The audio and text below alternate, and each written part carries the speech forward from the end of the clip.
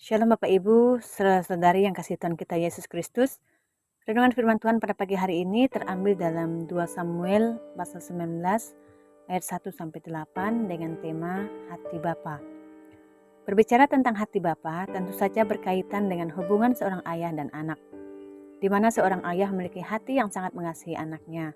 Bahkan seorang bapa yang sangat mengasihi anaknya tidak ingin sesuatu yang buruk terjadi menimpa anaknya tersebut. Namun semua itu berbeda dengan yang dialami oleh Raja Daud.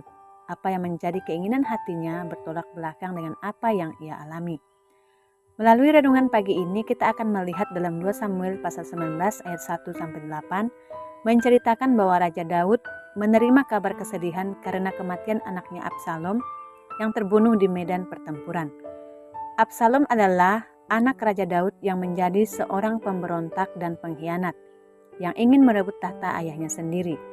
Meskipun demikian, kematian Absalom melahirkan kepedihan yang begitu dalam di hati Daud.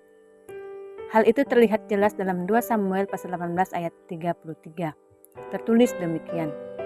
Maka terkejutlah raja dan dengan sedih ia naik ke anjung pintu gerbang lalu menangis.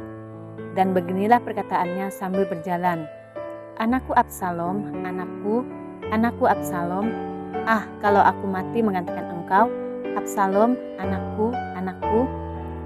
Dalam 2 Samuel pasal 19 ayat 2 juga menyatakan pada hari itulah kemenangan menjadi perkabungan bagi seluruh tentara. Sebab pada hari itu tentara itu mendengar orang berkata, Raja bersusah hati karena anaknya.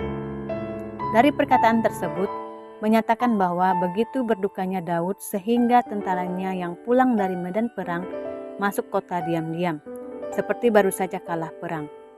Dalam ayat 3, melihat peristiwa tersebut Yoab menegur Daud dengan keras karena kesedihan Daud telah mempermalukan orang-orang yang telah menyelamatkan nyawanya. Padahal mereka sendiri mempertaruhkan nyawa mereka untuk membela Daud. Dalam ayat 5-6.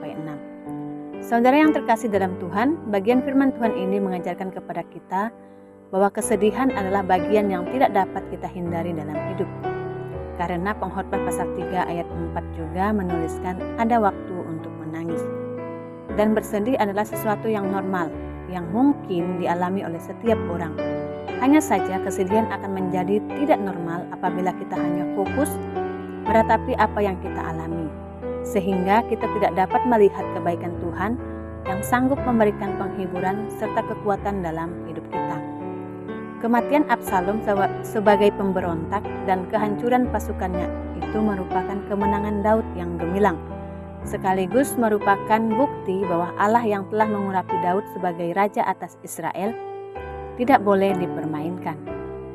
Absalom yang durhaka terhadap ayahnya telah menerima ganjaran yang setimpal dengan perbuatannya.